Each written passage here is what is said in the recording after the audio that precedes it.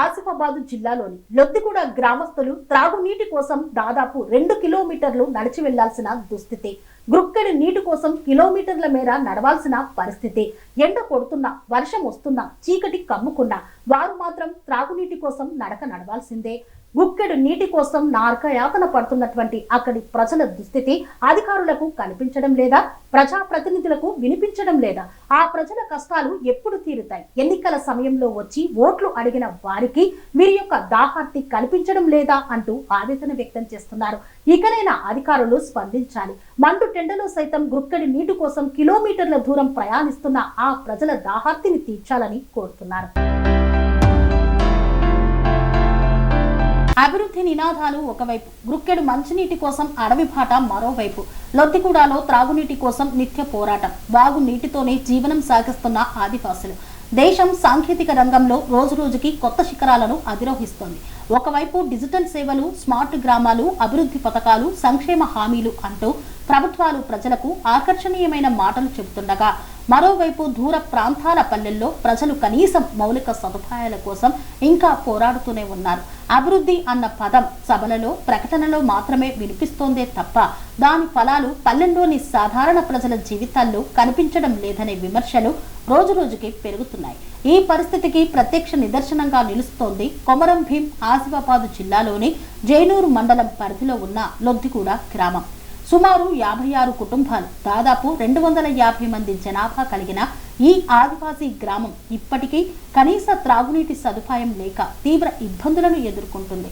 గుక్కెడు నీటి కోసం తెల్లవారుజామునే ప్రారంభమయ్యే పోరాటం లొద్దిగూడలో ప్రతిరోజు ఉదయం ఒకే దృశ్యం కనిపిస్తుంది. గ్రామాల్లోని మహిళలు, వృద్ధులు, చిన్నపిల్లలు చేతుల్లో బిందెలు, డబ్బాలు పట్టుకొని అడవిలోకి బయలుదేరుతారు. దాదాపు 2 కిలోమీటర్ల దూరం నడిచి అడవిలోకి వాగు వరకు చేరుకోవాల్సి వస్తుంది. ఎండ మండుతున్నా, వర్షం కురుస్తున్నా, చీకటి కమ్ముకున్నా ఈ యాత్ర ఆగదు. కుటుంబానికి త్రాగునీరు తీసుకురావడం వారి రోజువారీ బాధ్యతగా మారిపోయింది. చిన్నపిల్లలు చదువుకునే వయసులోనే నీటి కోసం నడవాల్సి వస్తుండటం గ్రామంలోని సామాజిక పరిస్థితిని స్పష్టం చేస్తోంది. వృద్ధులు శారీరకంగా అలసిపోయిన, ఇంట్లో నీరు లేకపోవడంతో బలవంతంగా ఈ ప్రయాణంలో భాగమవుతున్నారు. మహిళల జీవితం అయితే పూర్తిగా నీటి కోసం పోరాటంగా మారిపోయింది. ఉదయం మొదలైన ఈ కష్టం సాయంత్రం వరకు కొనసాగుతూనే ఉంటుంది. గ్రామానికి సమీపంలో ఉన్న వాగు మాత్రమే గ్రామస్తులకు జీవనాధారం. అదే వాగులో పశువులు కూడా నీరు త్రాగుతాయి. పశువులు దిగే అదే నీటిని గ్రామస్తులు కూడా తీసుకువెళ్లి తాగాల్సి వస్తోంది. శుద్ధి చేయని మలినాలతో నిండిన ఈ నీటిని వినియోగించడం వల్ల ఎలాంటి ఆరోగ్య సమస్యలు వస్తాయో తెలిసినా గ్రామ ప్రజలకు ప్రత్యామ్నాయం లేదు.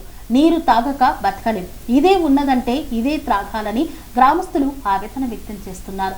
శుద్ధమైన త్రాగునీరు అందుబాటులో లేకపోవడం వల్ల గ్రామంలో ఆరోగ్య సమస్యలు తీవ్రమవుతున్నాయి. చిన్నపిల్లలు తరచూ జ్వరాలు, విరోచనాలు, కడుపు నొప్పి, చర్మ వ్యాధులతో బాధపడుతున్నారు.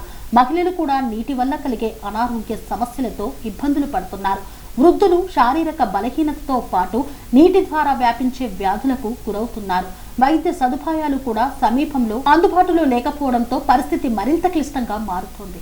ఆరోగ్య శాఖ తరఫున ప్రత్యేక శిబిరాలు లేకపోవడం, గ్రామ ప్రజలకు వైద్య అవగాహనలు, కార్యక్రమాలు నిర్వహించకపోవడం పరిస్థితిని మరింత దిగజారుస్తోంది.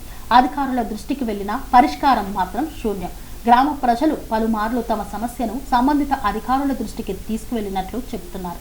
అయినప్పటికీ ఇప్పటి వరకు ఎలాంటి శాశ్వత పరిష్కారం కనిపించలేదు. ఒక త్రాగునీటి ట్యాంకు నిర్మాణం, బోర్వెల్ ఏర్పాటు, పైప్లైన్ ద్వారా నీటి సరఫరా వంటి ప్రాథమిక చర్యలు తీసుకోవడంలో ఎందుకు ఆలస్యం జరుగుతోందని గ్రామస్తులు ప్రశ్నిస్తున్నారు. ప్రభుత్వం అమలు చేస్తున్న గ్రామీణ త్రాగునీటి పథకాలు ఆ గ్రామానికి ఎందుకు చేరడం లేదని ప్రజలు నిలదీస్తున్నారు. ఎన్నికల సమయంలో మాత్రం గ్రామం నాయకులకు గుర్తొస్తుందని గ్రామస్తులు చెబుతున్నారు. అప్పట్లో అభివృద్ధి చేస్తామని, త్రాగునీటి సమస్య పరిష్కరిస్తామని హామీలు ఇస్తారని, కానీ ఎన్నికల అనంతరం ఈ గ్రామాన్ని పూర్తిగా మర్చిపోతారని స్థానికులు ఆరోపిస్తున్నారు. ఓటు అడిగేటప్పుడు మేము గుర్తుంటాం, కానీ మా దాహం మాత్రం ఎవరికీ కనిపించదని గ్రామ పెద్దలు ఆవేదన వ్యక్తం చేస్తున్నారు. లొద్దిగూడ గ్రామ ప్రజల డిమాండ్ చాలా స్పష్టంగా ఉంది. గ్రామంలో తక్షణమే త్రాగునీటి ట్యాంకు నిర్మించాలి, బోర్వెల్ ఏర్పాటు చేయాలి, పైప్లైన్ ద్వారా శుద్ధమైన నీటి సరఫరా కల్పించాలి, ఆరోగ్య శిబిరాలు నిర్వహించాలి. ఇవి ప్రజలు కోరుతున్న విలాసాలు కావు. ఇవి ప్రతి పౌరుడికి లభించాల్సిన ప్రాథమిక హక్కులు. మౌనం వీడుతున్న లొద్దిగూడ ఇప్పటికైనా అధికారులు స్పందించకపోతే పెద్ద ఎత్తున నిరసనలు చేపట్టేందుకు గ్రామ ప్రజలు సిద్ధమవుతున్నారు. తమ సమస్య పరిష్కారం కోసం జిల్లా కేంద్రాన్ని ఆశ్రయించడానికైనా సిద్ధమని స్పష్టం చేస్తున్నారు. అభివృద్ధి అంటే కేవలం నగరాల్లో రోడ్లు, భవనాలు నిర్మించడం కాదు.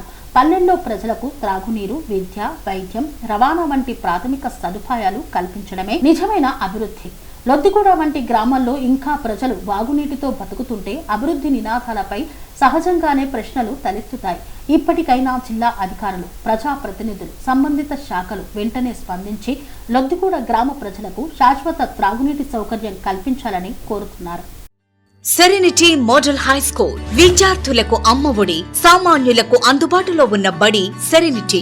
మేడ్చల్ జిల్లాలో మేటిగా నిలిచి సాటిలేని ఫలితాలను సాధిస్తున్న #1 స్కూల్ సెరెనిటీ. మా ప్రత్యేకతలు ప్రతి విద్యార్థి పట్ల వ్యక్తిగత శ్రద్ధ, activity based learning and digital classrooms, computer lab, 100% ఫలితాలు, sports and cultural activities, yoga, abacus మరియు Vedic maths education. Please visit Serenity Model High School, Nagaram. Admissions are in progress.